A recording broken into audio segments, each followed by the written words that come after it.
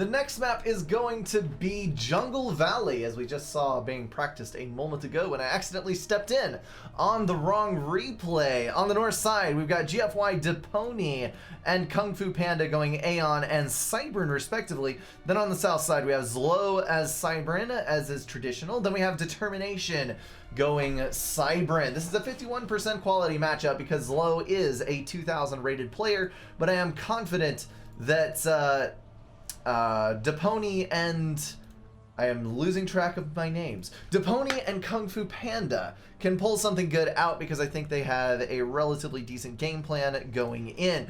Zlo is going for first land, got a P-Gen, 4 mass extractors planned, and then a push with the engineer to Hydro after manually reclaiming a little clump of trees. A mole is headed out for Depony, probably to determine whether or not there is a bomber on the way to determine whether he needs to have a panic attack or not. Kung Fu Panda first land Hydro Rush as well.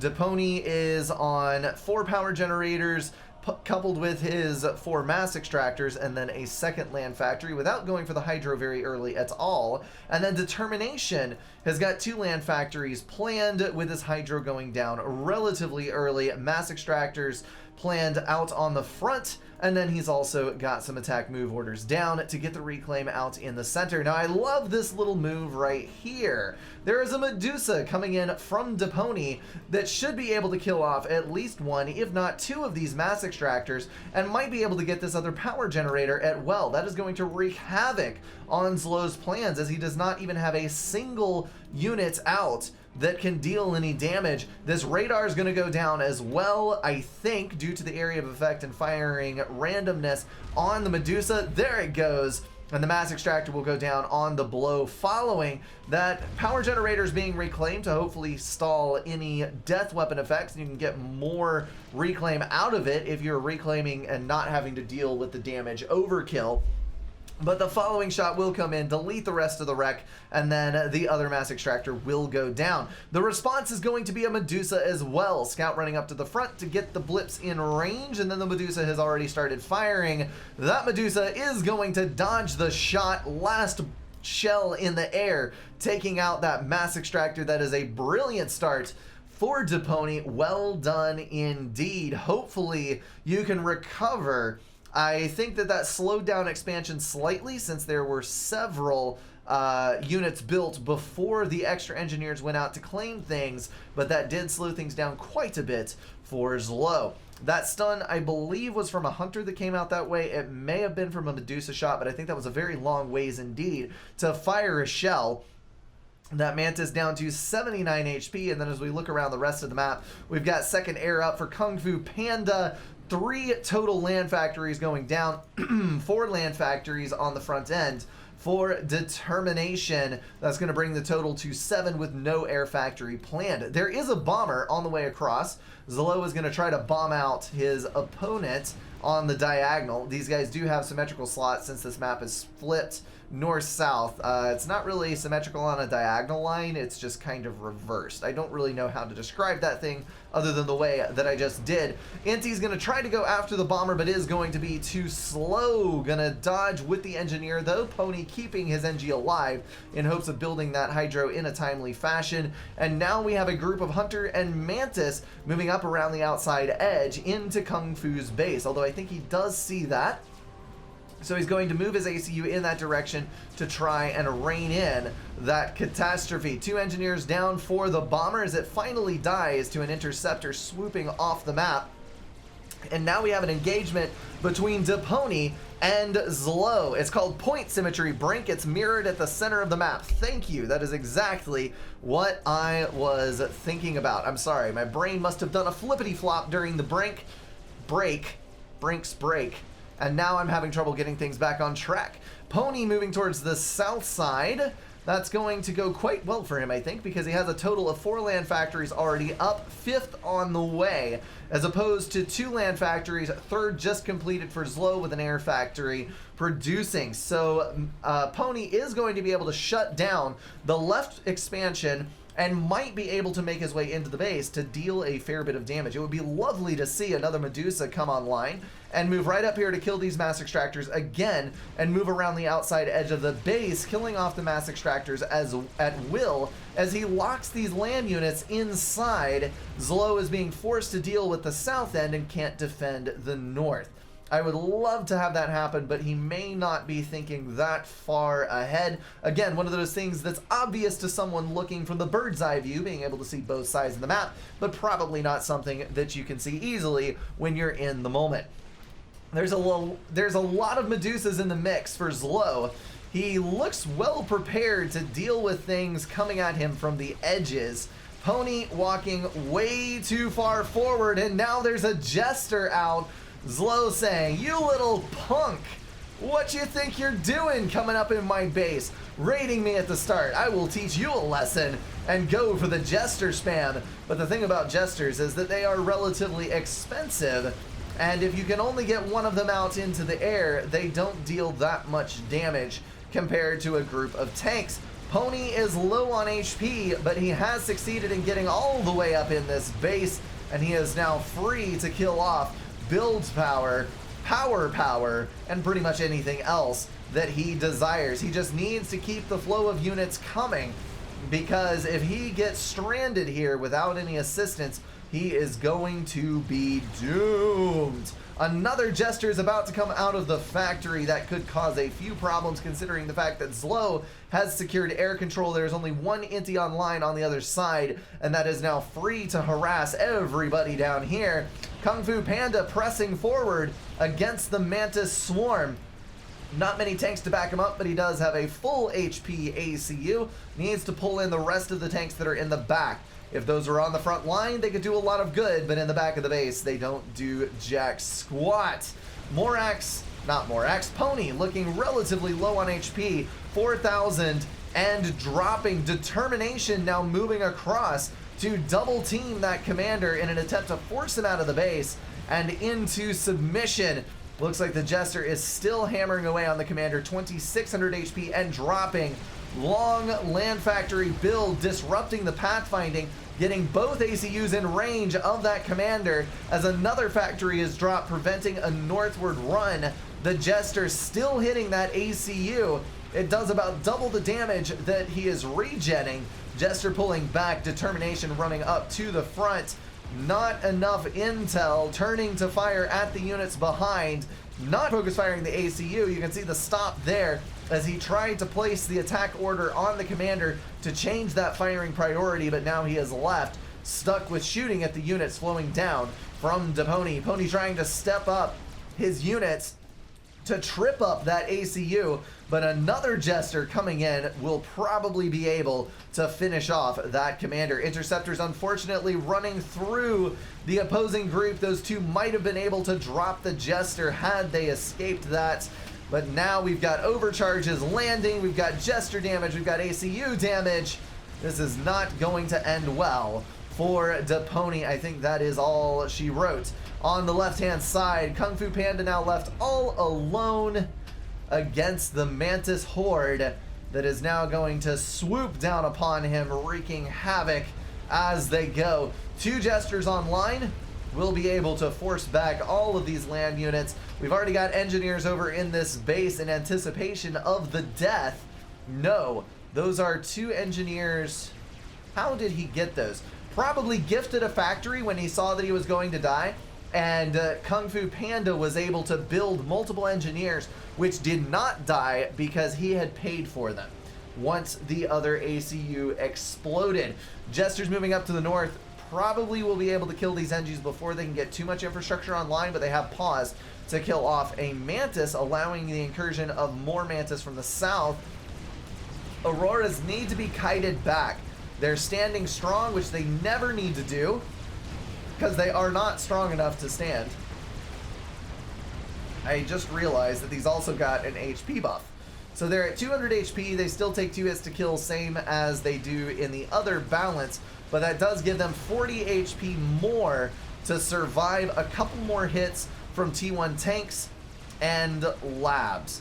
I guess that makes sense in the context of the lab buff, because Auroras would be very, very weak versus labs. But again, that seems like a response to, I don't feel like microing my paper tanks that die so incredibly easy, so we're going to give them just a little bit more HP to be able to survive that little bit longer that lets me react in time. I don't know. I can't speak to the motives, but that seems like an odd change to an already very, very strong tank. But since you've got T1 tank buffs and HP all the way around, I suppose it does make sense to give the Aurora the buff. I take back what I said. It's an all-round T1 tank buff. Destruction of the outside expansion is assured with those 3 Mantis, and now Kung Fu Panda is surrounded. He's got 2 Jesters on him. There's more Jesters pooling up in the rear. ACU moving around to the north. That's going to sweep his base out from under him. There's 5 land factories still online up there. May have been able to clump enough units to do something, but he has now thrown out the GG, and the Control K has taken place. So that is going to be the end of that. Very interesting game. And there's the desync. So I guess this game doesn't count, does it? Snicker, snicker. I really like that early move by Pony. That was a brilliant push against this base, killing off a radar, a power generator, and 2 mass extractors. That is a devastating hit in the very earliest portion of the game, and I can absolutely understand why he would want to practice that build order. I really think that if you capitalize that on a heavy T1 artillery mix, you would be able to take that early game advantage and push it even further, because most of the stuff on this plateau is accessible by T1 Arty. You can get T1 Arty down both sides instead of having a Mantis swarm with your ACU over here.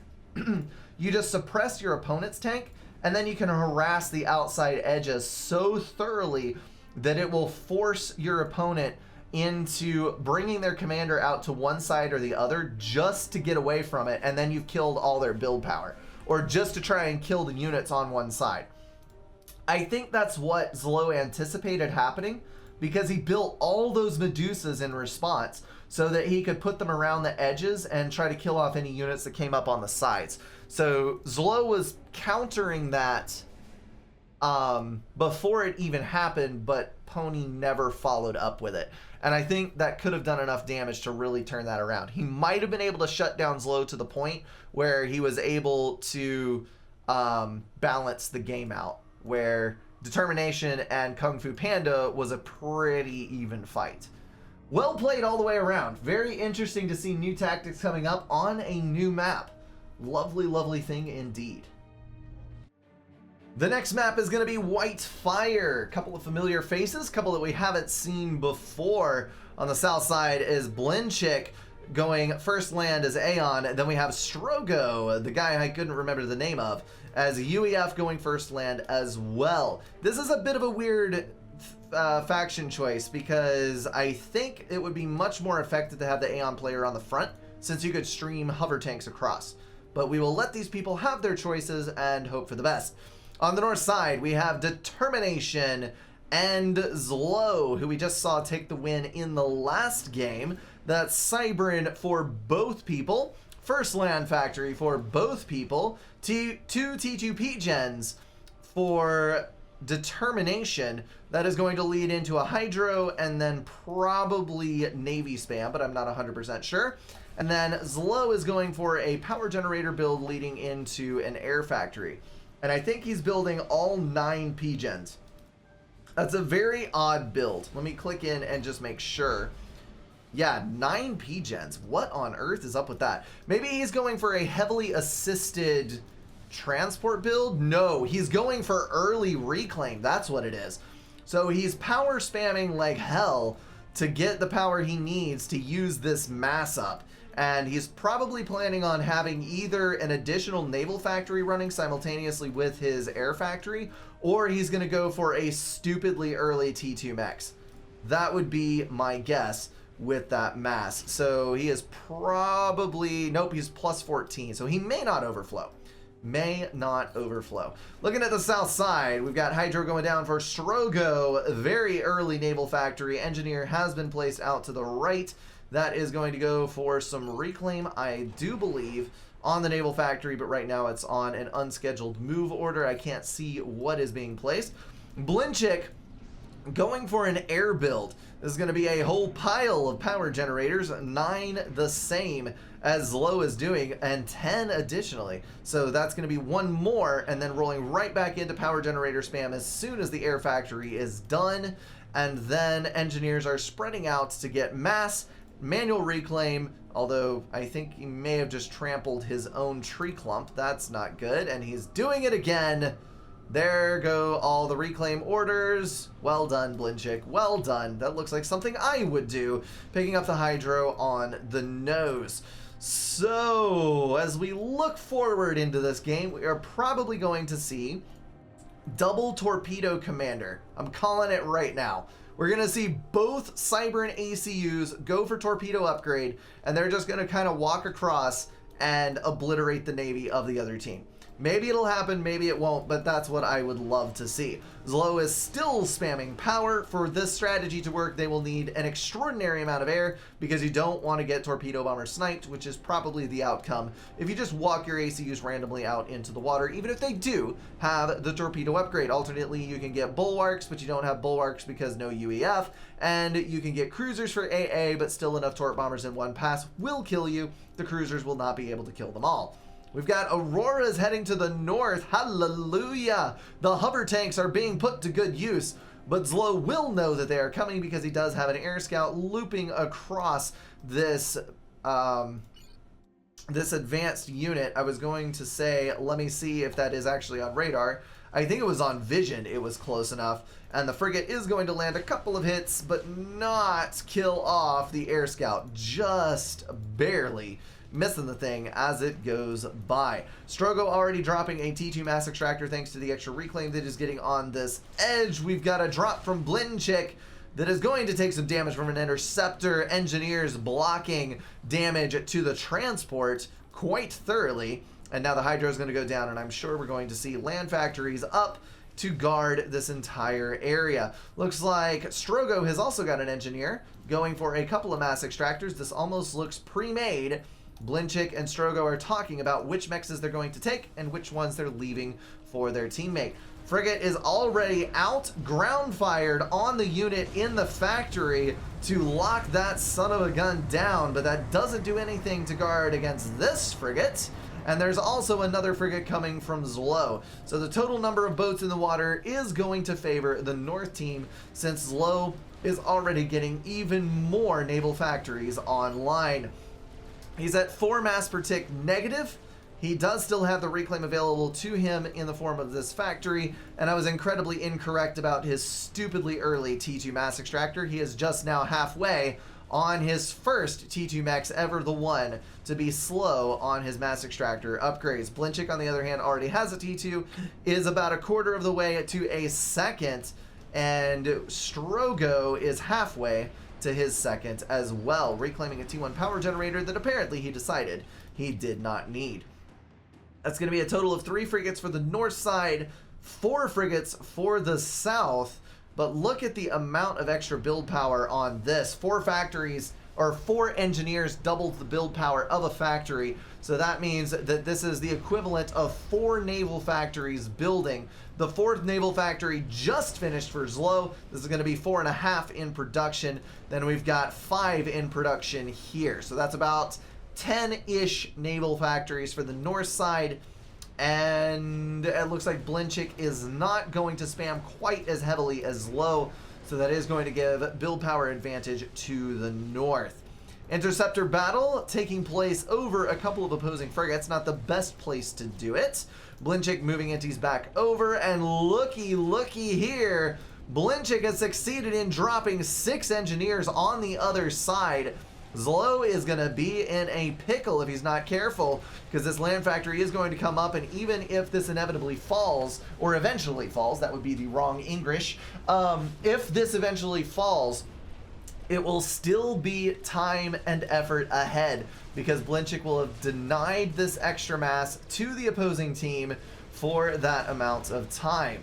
I think inevitably was also the right word though, because I don't imagine that Zlo is going to let this stand. He will come and kill this post haste, whether that's with his commander or a flood of land units. It will happen, no doubt about it. We've got 4 frigates plus 2, so 6 and a sub versus 3, 5, and 1 sub on the other side as well. So the build power was up earlier for these guys. They had a little bit of a strong run very early on, but as soon as these frigates clear the factory, that will give the naval advantage to the north side. No more units, or no more factories going down for Zlo, but he has added quite a few engineers out to assist, another 2 factories worth. And then it looks like Determination is walking his ACU over here to potentially build 2 more naval factories on that side. One thing that is often forgotten about when talking about how these engagements are going is the fact that units, if you have a superior number of units, it is often difficult for your opponent to come back, because even if their production is better, they're not going to be able to have as many units in one spot. And your number of units, while less in total than what your opponent is capable of putting out, will be superior in number at that location, and you'll continually kill off your opponent's units. And that's one of the reasons that makes air comebacks so difficult, is that 200 versus 200 is even, but if you lose, you're going to be 0 ASF versus like 75, maybe 100 if your opponent's really good at air micro. So then you have to go 0 to 100. You have to rebuild 100 just to get to where your opponent was before, taking for granted that they haven't built more ASF in the meantime, and then you have to build that many more to catch up. So you could have double the production that they do, and it's still going to take you 6 or 7 minutes to get there. And that's an example of what we're seeing here. We've got still 6, 7 frigates from the south side from an inferior amount of build power, but the north side team is just not able to get enough boats in the water fast enough to overcome this unit advantage. Factories are starting to fall. Determination is planning to rebuild those, but we've now seen Zlo switch. He's gone to 100% sub-spam, perhaps remembering that he is an equilibrium mod and therefore can overpower his entire opponent's navy just with subs, because that's a thing in this balance. And now he's going to be pressing forward on these frigates with his torpedoes. However, Blinchik has now got a torpedo defense in the water on the other side of the map and is building a naval factory on the doorstep of Determination's base. This is not going to end well for Determination. The subs may be able to push back the frigates temporarily, but it's not going to work out in the long run. Determination should definitely be going for the torpedo upgrade on his ACU about now. There's no other way that he's going to get out of this alive. If he retreated slightly, pulled in some build power, relied on Zlo to protect him with the T1 subs for the time being, dropped that torp upgrade, he would be able to reach out and hit all of these units while not taking any damage himself and be able to push back out into the water. As of yet, there's no T2 upgrade on any factory, so nothing to worry about with destroyers or Coopers or anything else that might be able to kill his ACU. He would be able to make some progress. Zlo is on the other side, trying to stop the flow of Auroras from this base. We've got 3 land factories online, some engineers reclaiming to make up the mass. Blinchik at 53 mass per tick, actually close to overflowing due to the amount of reclaim coming in. 4 T2 mass extractors, probably needs to drop another 2. There we go, back in the negative. Blinchik doing a much better job this time around of fielding a huge number of units in a variety of locations in order to overwhelm his opponent, as opposed to sticking to his base and turtling up. You can see how much better this is going. Determination still standing on the front line, now taking fire directly from that torpedo defense. Blinchik creeping with torp launchers up towards the front. I don't know how that's already got 3 veterancy, or 2 veterancy from 3 kills. Unless, yes, it's strictly based off of the mass proportions, and so by killing factories, the factories cost as much or more than the torps, so you're able to rip multiple vet from killing a single unit. That definitely does make sense now. That's going to creep up on Determination's build power and force him out of the water. This is the last thing that you want when you're in a Navy game, because more so than air and more so than land, if you lose your last naval factory, you pretty much have no hope of getting back in the water. Zlo is on T2. He's going for sub-hunters, which are quite strong in this balance, as we've discussed before. But I don't know if he'll be able to get them out soon enough to counter the destruction that's happening on this side. His main problem is going to be the torpedo defense here, because his subs are not going to be able to contest that. Let's go take a look. We've got the T2 sub hunter, the Barracuda. It's going to be doing 56 DPS on 45 range. The destroyer is going to do 115 DPS on 80 range.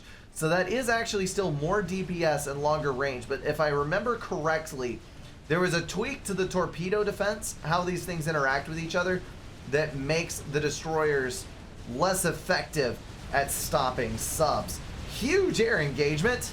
It looks like Determination and Zlo are going to come out ahead, since Blinchik is the only one building air, whereas Determination, having no other factories to really do anything with, has gone wholesale into air production. That's going to open up some interesting opportunities, because he's now building Jesters. There's an overwhelming amount of anti-air right here, but he may be able to harass some other outlying areas. There's 5 T1 mobile anti-air coupled with all of the frigates AA, and then Strogo has also moved up to the front with a T1 ACU. That's not going to be able to build anything super duper useful on the other side of the map, but it will give him a strong combat presence directly on the island should he choose to move into Determination's base. With the frigates up on the front, they may be able to field enough AA to take care of the Jesters and protect that commander. Sub-Hunter now harassing these frigates. That is going to take a little bit of time to knock them down, but knock them down they will. The build power, though, is going to suffer for it. Those Jesters would have been better used killing off the frigate on the back end so that Zlo could protect all of his build power. We've now got artillery drops, Blinchik moving in on Zlo's left side, and Zlo is still struggling to protect his base. The ACU can only be in one place at a time, and it can't fire from under the water, whereas Auroras can go wherever the hell they want on this map. There are no restrictions, and that makes it pretty difficult for Zlo to deal with. Jesters are going to move to the north. Since they do have air control, that's probably the best thing that they could do, although the Jesters flew far ahead of the Inties and ran into enemy air. There we go. Now the protection is mustered, so you can go back in and kill those Auroras. Speaking of the lack of T2 Navy earlier, we've now got 2 HQs online building destroyers. I'm kind of surprised that an early cruiser didn't come out for Blinchik, seeing as they have lost air control completely, but those 2 destroyers are going to be able to do a lot of work. Looks like 2 sub-hunters, 3 sub-hunters out for Zlo. Nothing that can contest the amount of Navy on this side. We've got 2 destroyers out already for Blinchik. Those by themselves can counter the 3 subs, because destroyers are far more expensive. The mass-to-mass comparison is different than the unit-to-unit comparison. Of course, 1 destroyer trumps 1 sub, but once you put 2... I think the destroyers are like 1.9 or 2.1 subs or something like that. Once you stack up the subs in a mass equivalent value, in equilibrium, the subs will win versus the destroyers. Hold on. Yes, submarine killer. I think I just made a mistake. The sub-hunters might be literal sub-hunters, in which case the destroyers counter them. Equilibrium balance is confusing. I know that the Coopers are sub-killers, but the way it's balanced is sub-hunters counter subs, destroyers counter sub-hunters, and subs counter destroyers. So maybe I'm actually wrong about that. The submarine killers might only be for going against the subs, and the destroyers can counter the sub-hunters. Let's roll with that. Let's roll with that. All right, air control is still being maintained by the north side, but the number of jesters has now dropped to 3, and alas, there shall be no more jesters from the center island, as the destroyers have succeeded in killing off the air factory and all but one mechs from Determination. Determination at this point would probably be best off nuking the expansion and or walking his ACU out and nuking the naval base on his front doorstep. Actually, no. Hold on. His head's above the water. I didn't realize the water was that shallow here. So that ACU can be hit by the destroyers over there. That's kinda cool. So what would be good here is if he walked up to a clump of Zlow's NGs and Zlow assisted him to the torpedo upgrade. I think that would actually be a much better way to do this. Brink. Destroyers. They now shoot depth charges, which are great against sub-hunters, but their low DPS is not good against massed attack submarines. Faster depth charge projectile to reduce overkill. They got a new strategic icon to show their role better, since they're now a lot less anti-naval focused. That is an explanation from Rowie from the changelog in Equilibrium. So that does make sense. They use depth charges versus sub-hunters. But these are literal submarines. I don't know. I do not know. That was unfortunate. 2 shots missed the dodging frigate and perfectly placed on top of the sub-hunters, killing them with AoE. That was a brutal shutdown if ever I have seen one. Probably one of the worst unintentional mistakes in Micro ever. Is torpedo still broken in shallow water? Last time I used it in water that shallow, it hit the bottom and didn't work. No, that is not a problem with white fire. Torpedoes do work in white fire. All right, the naval factories are under attack. HQ is going down next, and that is going to be GG. Blinchick overwhelmingly played this map. There are so many purple units, so many places. Just a complete shutdown of Zlow's expansion. Took this expansion, has multiple factory locations up, built on the front end. This is a complete reversal in playstyle from what we saw on Goodlands, and shows that Blinchick is more than capable of using aggressive tactics and not just a one-shot wonder on the turtle game. Well done indeed. It looks like Zlow is going to commit honorable Sudoku against a T1 point defense, although he will be able to capture that. Is capture faster than reclaim on a T1 ACU? I think it is. The disadvantage being that you have to walk much closer in order to use it. Ah, capture all the wall sections too. That does help, because then you have collision. The enemy fire can't just go through it. But there are 2 more point events, so I think Zlow has met his match. Oh, 3 more point events. Die, Zlow! Die! You've got no base left. There is nothing to live for. Why are you still struggling? Oh, Determination's gonna die, and that is gonna nuke Zlow as well.